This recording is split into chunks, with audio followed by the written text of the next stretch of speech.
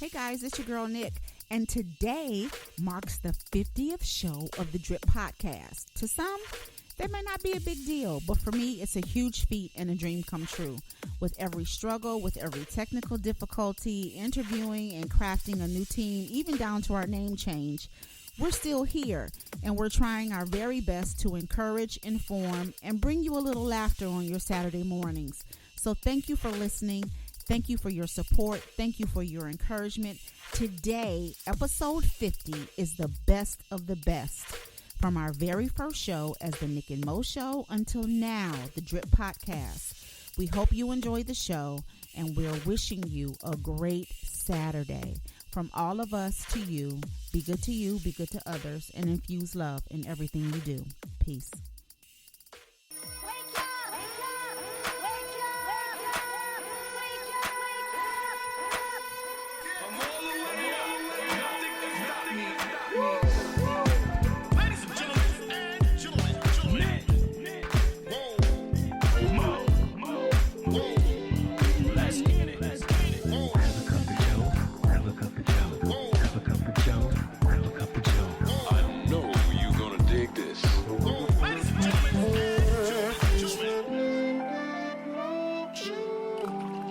Everybody, and thank you for tuning in to A Cup of Joe. I'm Nick.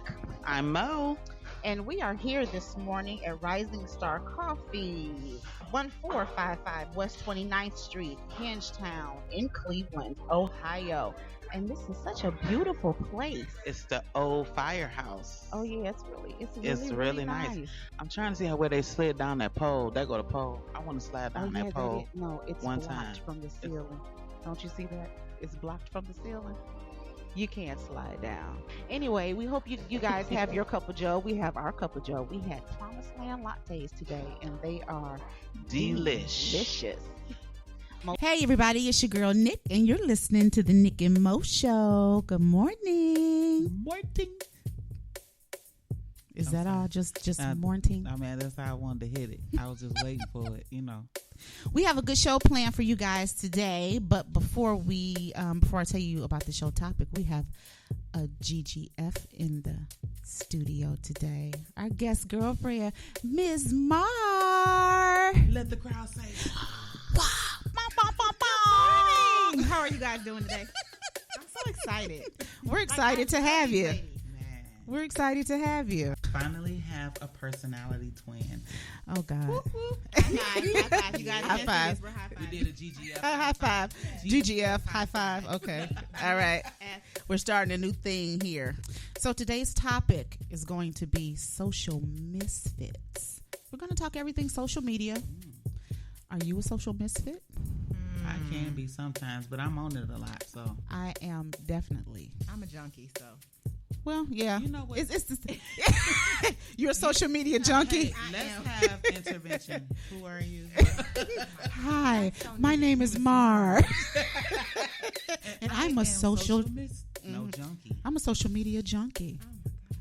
It's bad. It's really bad. Yeah, it's really bad, but it's so much fun though. I think I'm going to admit something. Go ahead.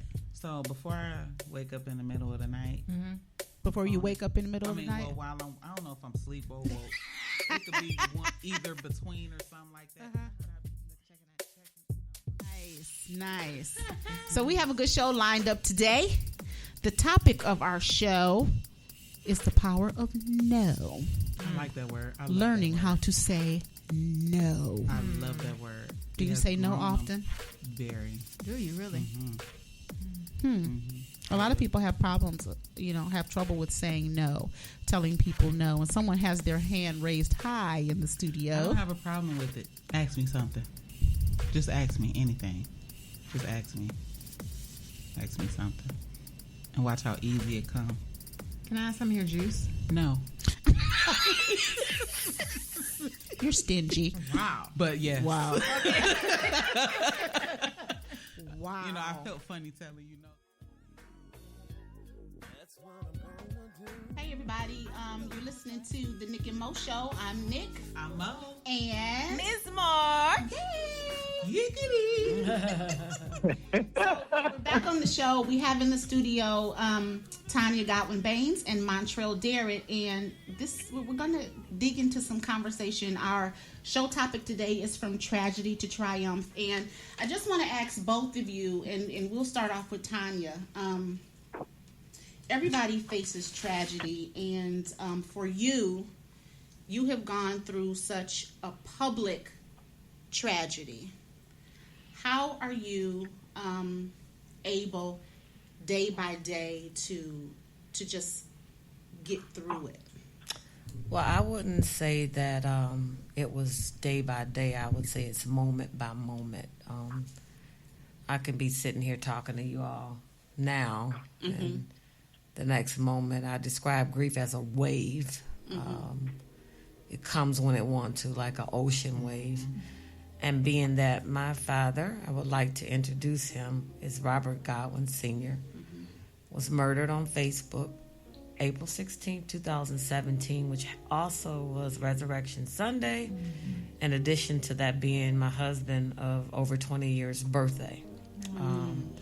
So it's a whole bunch of emotions mixed up in that. So it's not day to day. If I wake up in the morning and I put the correct shoes on, it's a good day. I like that. And grief is just a thing where your heart and your mind is at war. Yeah. Your mind knows this person is gone, but your heart don't want to accept it. So that's how you describe grief. And it's moment by moment, and I'm sure, I don't know much about Montrell, but you would agree that it's not a day-by-day thing, it's a moment-by-moment What do you think, situation. Montrell? Yeah, I definitely agree with that. It's moment by moment. It ain't, and people, she said people wake up in the morning and put different shoes on. So, when she wakes up in the morning, I'm sure, it's almost like destitution. You reach for something that you don't know. It's almost reaching for perfection, but you keep coming up with imperfection because every day it's like, and it's real. Sometimes it's a rude awakening. People deal with it in so many different ways. I choose to. When they first when my daughter died, she died at 5 years old. I remember the day, the morning, and when it happened, my wife woke up from the accident at the same time, and she was like, "Is this a dream?" Because it's so surreal. You just don't think things like this happen. I mean, you have people grow up thinking that they will never lose their mother, never lose their father. They may not die. They think they won't die young. They think that death somehow escapes them, or rude awakenings escape them. But life is so untamed. You just don't know where things will pop up that will throw you off your chart. And with me, I dealt with it like when my daughter died, I looked at my wife and said, okay, we have 3 months to work through this, me and you, because it could have been tragic for me and her. Right. It could have been divorce. It could have been over because the death of that child, that was our first child. And it was just like, are you serious? So we had to first deal with us. And I dealt with that in perspective of, okay, we're going to go. I put a time chart on it because even though I knew that it may not work, I did it because in our minds, we could at least say we got something to go for so that we don't spend the next 6 months of our life weeping about something we can't change or that was not our fault. Yeah. And I didn't mean to be hard about it, but I had to because, and she agreed with it. So in that, the 4, 5, 6 months, she was back outside. We were training her to get her legs back because she broke her thigh bone. And we tried every day to get less emotional. And at night we would cry. Some she would cry on her own. I would cry on my own. And then, mixed with the death of my mother, who had died right shortly before that, and my father, who had passed before that. And at the time, I was getting the Canadian Grammy Award, and my record was doing well. And, it was just a lot of emotion. So at that point, nothing mattered to me anymore, Nicole. No money, no, nothing mattered no more. So I dealt with it like I went to God and I said, why me? And then at the time, it was a struggle.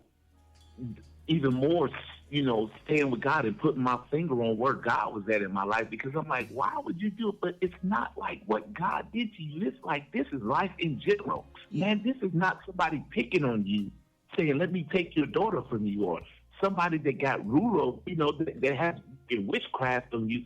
It's not like that. It's just like, I had to recognize as a man, this is life. Yeah. And it happened, and it was hard for me to grow up from there to getting here, because I had to grow into a different kind of man with a different perspective of success, fame, money, fortune. He don't know how good he got it. 21? Fellas, you remember 21? When you was 21, your body was a steel trap. You 21, everything your mind tell your body to do, it do. Your mind say, let's run. Your body like, let's run then. Let's do this, baby. Let me tell y'all something. I'm 44 years old. My mind say, let's run. We got to have a meeting about that. Me, but why are we running, though? Ain't nobody chasing us, is it? Body change, man. You're listening to the Nick and Mo Show. Welcome back. I'm Nick. I'm Mo. Ms. Mo. And Mr. Rodney Perry is on the line. Hey, yes, I am. What's up, lady? So, Rodney, the second half, we talked about your career and what's going on with you. Let's talk about your health. Tell us a little bit about, you had a stroke, 2 years ago now? It's been 2 years. You know what? I appreciate you saying it that way, because people, black people be trying to tiptoe. Hey, man, I heard you had some health challenges. No, I had a stroke. It wasn't no damn challenge. I had a stroke. And you know what? I feel great. And I did an event this past weekend. It was called the Hee Expo, and the young lady that put it on was a stroke survivor. Mm-hmm. And as I looked at her and some of the other stroke survivors that were there, I just was so overwhelmed with the thankfulness of how I've came back, because everybody that has a stroke don't get a chance to come back and without having some sort of deficit that you can physically see, you can have deficits in your arms and your legs and your walk and your speech. Your face could droop. Bobby Brown is a stroke survivor. I don't know if y'all know that. Yes, he is. So when you look at his face and you see his face droopy a little bit, it's not because of drugs. It's because that man had a stroke. Yeah. And so it's so many ways, a post-stroke that I could have been so much worse off. So I thank God every day that, man, that it's not as bad as it could have been. Amen. Yeah. I read, I was on your website and was reading, and you had several signs of stroke, and you just, I guess, for lack of a better word, you just ignored it or didn't know. I was dumb. I'm a dummy. So so this is the deal. Yeah. And I'm not unlike most men. And I was diagnosed hypertension maybe 5 or 6 years ago. Okay. And when I began to take the high blood pressure medication, it really affected my libido. And I was like, I'm not about to take that. I'm not about to go soft. Hello. And so I chose not to take the medication, and it didn't catch up to me to almost 5 years later. And so I was on the road. I've done a series of shows, and in my mind, I was just tired. Mm-hmm. But it was more than that. And I went and checked my blood pressure that day. I was 221 over 140. Yes. Oh. And I knew I was in trouble. But this is how stupid I am. I said to myself, if I'm going to die today, I want to die on stage. Right. And I went and did 2 shows that night. And then I checked into the emergency room after my shows. If I had went to the hospital immediately, I probably could have avoided the stroke altogether. Mm-hmm. Oh, now that I look back, but I needed to go through what I went through for a reason, and God has been continuing to reveal a lot of things because of the stroke to me and for me. What up, y'all? It's your boy Rodney Perry, comedian extraordinaire, and you're listening to the Nick and Mo Show. Good morning, everyone. You're listening. Good morning. What is going? And the bunny jumped. I'm sorry.